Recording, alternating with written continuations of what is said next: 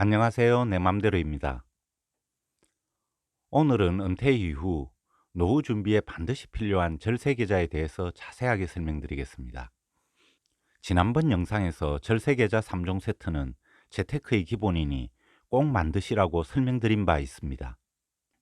저는 대부분의 사람들이 연금 저축 등 절세 계좌에 대해 알고 계실 거라 생각해서 자세하게 설명하지는 않았습니다. 그런데 생각 밖으로 주변에 모르시는 분들이 많았고 자신의 퇴직연금이 어느 금융기관에 얼마나 있는지 모르는 경우도 많았습니다. 지난번 영상은 상단에 링크를 걸어뒀으니 참고하시기 바라며 절세계좌에 대해 자세하게 설명드리겠습니다. 연금저축 등 절세계좌는 국가가 국민들의 안정적인 노후 준비를 장려하기 위하여 세금 혜택을 주면서 지원하는 제도입니다. 서민을 위한 이런 혜택들을 부자들이 많이 누리면 안 되기 때문에 연간 납입 한도를 제한하고 세제 혜택 등도 소득 수준에 따라 달리 적용하고 있습니다. 그러므로 은퇴 준비뿐만 아니라 재테크를 위해서도 이런 절세 계좌는 꼭 만드는 것이 좋습니다.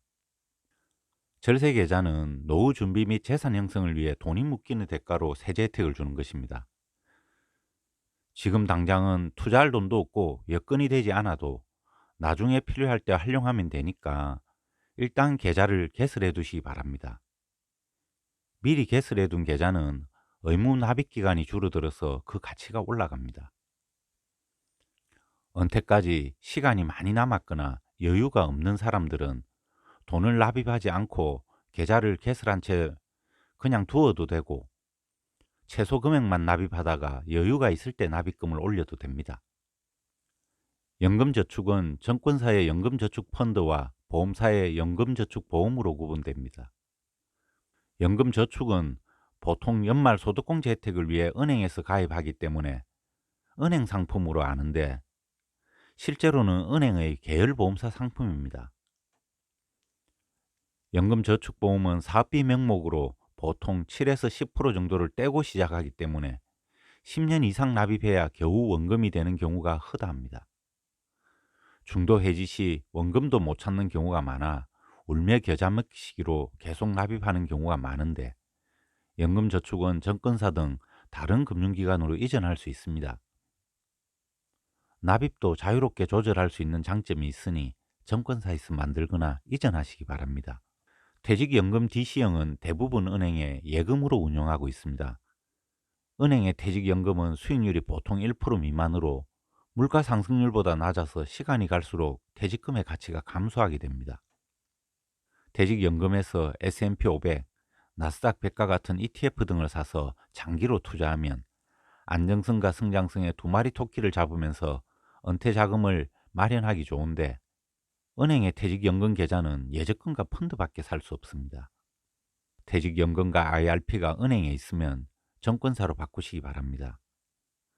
퇴직금 계좌에서 자고 있는 돈을 깨워서 열심히 일을 하게 만들어야 합니다. 연금저축과 IRP는 연간 납입 한도가 합쳐서 1,800만 원까지입니다. 최소의 금액으로 최대의 세액 공제 혜택을 받고 싶은 사람은 매년 연금저축에 400만 원, IRP에 300만 원씩 연간 700만 원을 납입하는 것이 좋습니다. 지금 당장은 여유가 없으면 연금저축에라도 400만 원을 납입하세요. 납입금은 언제든 한도 내에서 자유롭게 입금할 수 있습니다. 자금 여유가 있으신 분은 연간 납입 한도 1,800만 원을 꽉 채워서 매년 연금저축에 1,500만 원, IRP에 300만 원씩 납입해서 절세 혜택을 최대한 활용하시기 바랍니다. 납입한 적립금은 성장과 수익을 함께 가져갈 수 있는 ETF와 같은 금융상품에 투자하는 것이 좋습니다. S&P 500, 나스닥 100 등과 같은 국내 상장 해외 ETF는 15.6%의 세금을 내야 하므로 연금저축 등 절세계좌에서 하는 것이 유리합니다. 말로만 하니까 복잡해서 간단하게 표로 정리했습니다. 연금저축은 누구나, IRP는 근로자만 가입할 수 있습니다. 납입 한도는 연금저축과 IRP에 합쳐서 연간 1,800만 원이고 세액 공제는 700만 원까지입니다. 연금저축 등은 만 55세가 되면 10년 이상 연금 형식이나 일시금으로 수령할 수 있습니다. 연금의 인출 순서는 당해 연도에 납입한 금액, 세액공제 받지 않은 700만 원 납입 한도를 초과해서 입금한 금액 등 과세 제외 금액이 세금 없이 먼저 인출되고, 다음으로 퇴직금을 저축연금 계좌로 수령한 경우에는 이연 퇴직소득이 퇴직소득세의 70%만 과세되어 인출됩니다. 마지막으로 매년 연말정산 때마다 세액공제를 받은 납입금액과 투자수익 등이 수령할 당시의 나이에 따라 5.5에서 3.3% 과세되어 인출됩니다. 저축연금의 연간 인출금액이 1,200만 원을 초과하면 금융소득 종합과세에 포함되어 고율의 세금이 부과되므로 주의하시기 바랍니다. 기타로 퇴직금이나 만기가 된 ISA 자금은 연간 납입 한도 1,800만 원에 상관없이 연금계좌로 이체할 수 있으며 이체 금액의 10%를 추가 공제해 줍니다. 연금 저축 등의 납입 금액에 따른 연말 소득 금액을 표로 정리해 뒀으니 참고하시기 바랍니다. 매년 700만 원 정도를 납입하면 100만 원 내외를 연말정산 때 돌려받게 됩니다. 연간 1,200만 원을 초과하여 연금저축을 인출하게 되면 금융소득 종합과세에 포함되기 때문에 종합소득세에 대해 추가로 설명드리겠습니다. 금융소득 종합과세는 이자, 배당 등 금융소득이 연간 세전에 2천만 원을 초과하는 경우 초과액을 사업, 근로, 연금 등 다른 소득과 합산하여 누진세율로 과세하는 것을 말합니다. 금융소득 2천만 원까지는 14%, 2천만 원을 초과하면 6에서 45%의 세율로 과세되는데 여기에 지방소득세 1.4%가 별도로 추가됩니다. 과세 표준에 따른 종합소득세율은 다음과 같으니 연금저축을 1,200만 원을 초과하여 인출할 때 참고하시기 바랍니다.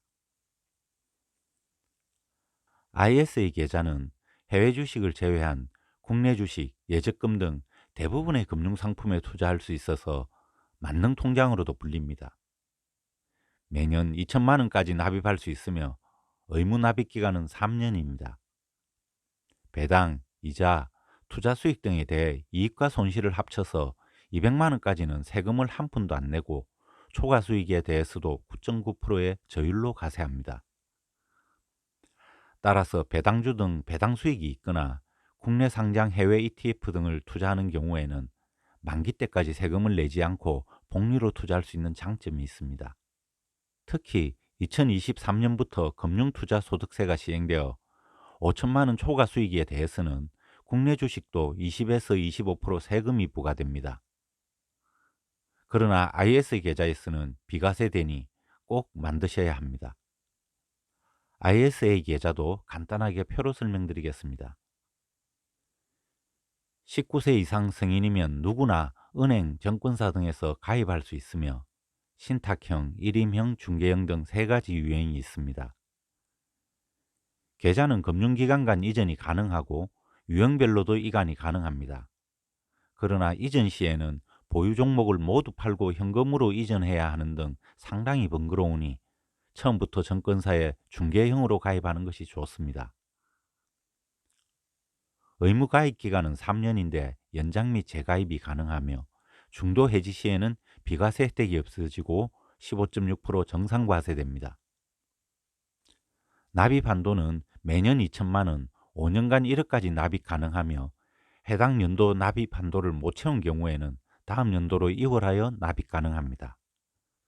납입 원금 한도 내에서 중도 인출이 가능하며 해외 주식을 제외한 대부분의 금융상품에 투자할 수 있습니다. 만기가 되면 연금저축으로 이체하거나 인출할 수 있고 만기를 연장할 수도 있습니다. 3년 후 투자 수익이 200만 원 내외라면 연금계좌 이체 또는 인출 후 재가입하는 것이 좋고, 투자 수익이 큰 경우에는 만기를 연장하면서 만기 때까지 투자 수익을 비과세로 재투자하면 복리의 투자 효과를 늘릴 수 있어 좋습니다. 오늘은 은퇴자금을 담는 바구니에 대해서 자세하게 설명드렸습니다. 다음 편에는 절세계좌 바구니에 어떤 상품을 담고 어떻게 운용하는 것이 좋은지, 또 얼마 정도를 모으면 여유로운 은퇴가 가능한지 등을 설명드리겠습니다. 위 자료는 아래 더보기란에 블로그 링크를 걸어두었으니 표를 자세히 보고 싶은 분은 참고하시기 바랍니다. 감사합니다.